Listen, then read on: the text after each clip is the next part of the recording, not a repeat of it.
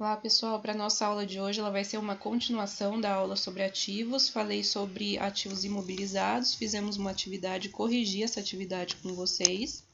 E continuando, o outro ativo que eu ia mencionar sobre o estudo de ativos é o ativo intangível. Já expliquei o porquê de tratar especificamente sobre ativos imobilizados e intangível, e agora dando continuidade, o porquê de uma norma sobre intangível. Cai naquela questão que eu falei para vocês, que as demonstrações contábeis, que são informações para os usuários que vão tomar decisão, elas precisam sempre fornecer informações para proteger esses usuários. Então, eles precisam dessas informações para embasarem suas decisões. Tá? Então, essas normas contábeis, sejam elas sobre ativos, passivos e outras questões em contabilidade, elas têm o intuito de fazer com que as demonstrações contábeis sejam elaboradas de forma que essas informações tenham características tanto quantitativas e qualitativas adequadas. As características qualitativas a gente estudou na aula sobre o CPC 00, que são características que vão atestar qualidade para uma informação contábil. Então, sobre os ativos intangíveis, no caso, por que existe uma norma sobre eles? Ela é uma norma importante para fazer com que os usuários saibam o que a empresa ou o que as organizações têm em termos de ativos, se são ativos identificáveis, se não são identificáveis, como os intangíveis, que não são corpóreos, aliás. Como que eu vou conseguir discernir, como que eu vou conseguir mensurar, tratar esse ativo especificamente? Então, são orientações para que sejam tratados de forma adequada esses ativos. E a norma ela vai orientar com relação à classificação, quando que eu classifico aquele ativo como intangível, a partir de que momento que eu reconheço ele como intangível e como que eu vou mensurar. Primeiramente, antes dele ser um intangível, que é um ativo não monetário, identificável e sem substância física, a gente vai ver daqui a pouco sobre isso, ele precisa corresponder às características de um ativo propriamente dito, que é ser um recurso controlável, advindo de um evento passado e que vai proporcionar benefícios econômicos futuros para a entidade, que é a empresa. Então, voltando à definição, que fala que ele é um ativo não monetário, identificável e sem substância física, quando eu falo não monetário, ele não é representado por dinheiro ou por direitos a serem recebidos, como no caso um contas a receber. Esse é o primeiro ponto, não é um recurso financeiro. Outra coisa, identificável, eu consigo ver, consigo ver não, mas eu consigo saber o que é um ativo intangível se eu olhar para o balanço da minha empresa. Ele vai resultar, por exemplo, de um direito contratual legal. Igual o exemplo que eu dei para vocês, uma empresa que quer explorar uma concessão de rodovias, quer explorar aí pelo prazo de 25 anos o direito de cobrar pedágios das pessoas que transitam por ela, por exemplo. E outra coisa, ele não é corpóreo, ele não possui substância física. Nesse exemplo, como eu estou dando, se eu estou falando de um direito de concessão de rodovias, o que é esse direito? Eu consigo ver igual, por exemplo, uma máquina que é imobilizado? Não. É um direito para a empresa, é um ativo para ela que vai proporcionar a geração de receita, porém, eu não consigo identificar, eu não consigo ver exatamente o que é isso. E ele é resultado de um direito contratual. Portanto, esses ativos, primeiramente, eles são controlados, isso aqui é uma definição de ativo propriamente dito, não monetários, identificáveis, que eu consigo verificar no balanço, eu consigo separá-lo dos outros ativos e, se possível, se eu quiser vender esse direito, e eles são geradores de benefícios econômicos futuros sem substância corpórea. Então, uma grande distinção entre os outros ativos, principalmente em relação aos ativos físicos, é que eu não consigo identificar esse intangível, como marcas e patentes, por exemplo. Agora, algumas especificidades do ativo intangível. Coloquei aqui, que o primeiro ponto é que ele atenda a definição de ativo, que seja provável a geração de benefícios econômicos futuros, atribuíveis ao ativo, e que o seu custo possa ser mensurado com confiabilidade. O que vem a ser o custo de um ativo intangível? Por exemplo, uma marca é o preço dessa marca menos qualquer desconto ou abatimento, mais impostos não recuperáveis ou qualquer outro custo de preparação desse ativo para que ele seja utilizado de acordo com o pretendido pela empresa, pela entidade. Então, esse preço para adquirir o ativo, o preço pago, ele é considerado na mensuração inicial e ele vai refletir as expectativas em relação à geração de benefícios econômicos. Então, uma marca, quanto que uma marca vale? Para eu precificar isso, pagar esse valor, isso vai refletir o que eu espero obter de benefício econômico com essa marca. Então, o preço, que é o custo, vai incluir o preço de compra, menos descontos e abatimentos, mais impostos, sejam os de importação e não recuperáveis, qualquer custo de preparação desse ativo. E no caso de um ativo adquirido em combinação de negócios, eu tenho que o custo dele mensurado a valor justo na data de aquisição. Então, é aquele valor negociado entre as partes. Normalmente, pessoal, o custo, a aquisição de um intangível, ele permite essa mensuração confiável do seu custo.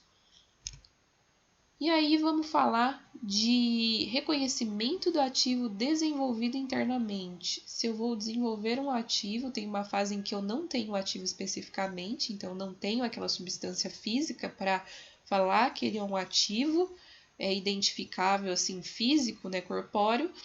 E aí a gente fala na questão de pesquisa.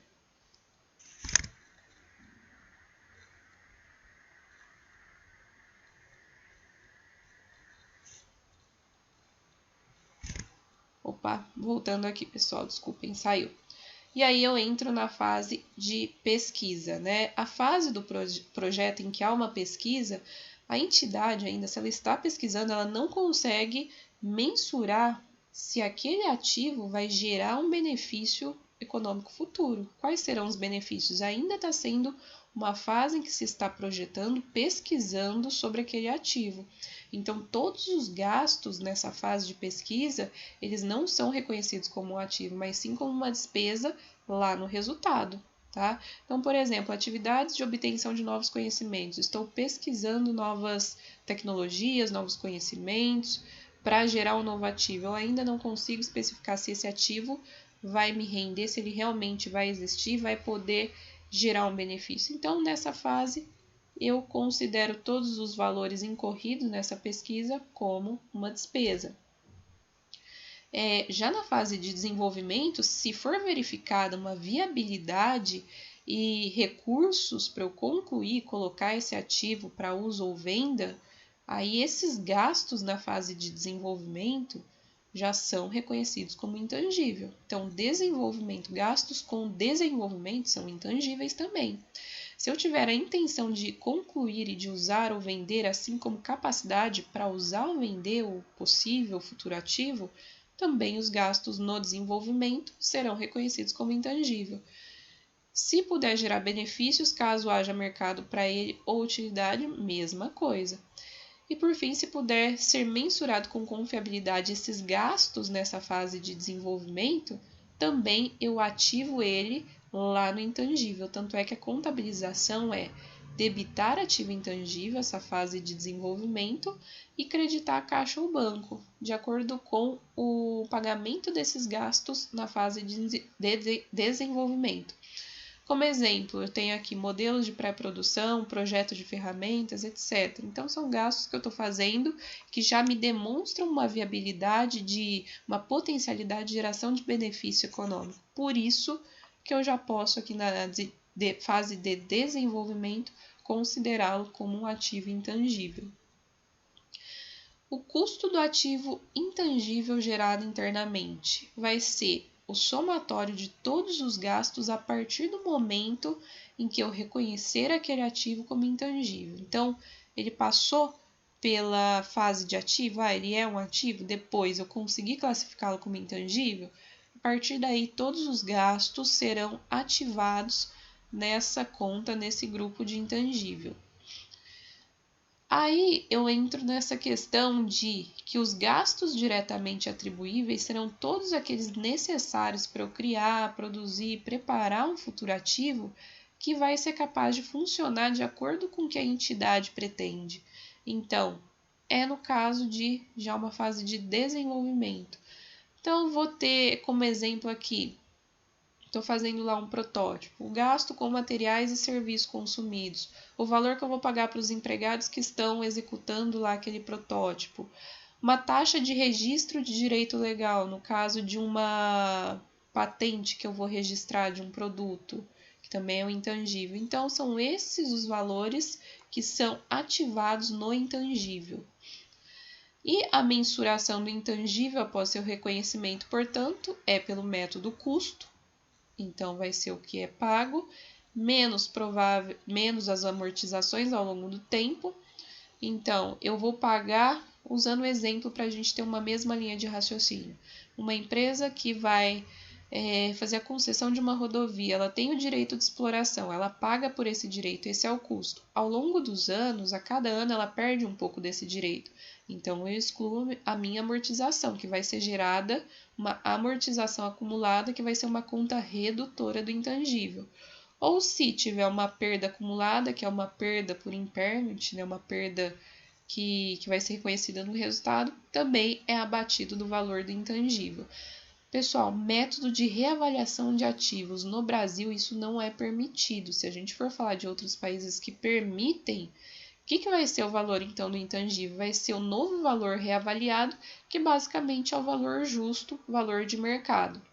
Então, a contabilização, caso haja, né, por exemplo, um ajuste por impairment, seria o reconhecimento no resultado, né, que são perdas por impairment, debitar, e creditar, eu não vou creditar o ativo intangível, já abater do valor do ativo intangível. Eu crio uma conta chamada ajuste ao valor recuperável e eu credito essa conta. Ela é uma conta que vai lá no ativo intangível, porém ela é redutora, como se fosse uma conta de amortização acumulada, que também é uma conta redutora do ativo intangível. E a amortização, pessoal, como que eu vou amortizar? Igual eu falei, ele é similar, esse processo de amortização, a depreciação que a gente tem no ativo imobilizado. E ela deve ser reconhecida no resultado, sempre igual. Por exemplo, eu tenho lá uma depreciação acumulada, que essa depreciação acumulada, como que ela foi reconhecida? Tem-se uma despesa com depreciação e uma depreciação acumulada. Aqui vai ser a mesma coisa, uma despesa com amortização contra amortização acumulada. E para ativos intangíveis, pessoal, o básico, o resumo que eu queria passar para vocês, que é importante, foi essa aulinha aqui. Mais do que isso, o que facilita muito é a gente praticar conteúdos, então vou passar algumas atividades para a gente fazer a prática dessas questões. E qualquer dúvida, vocês podem me chamar que eu estou à disposição. Pessoal, valeu e até a próxima aula.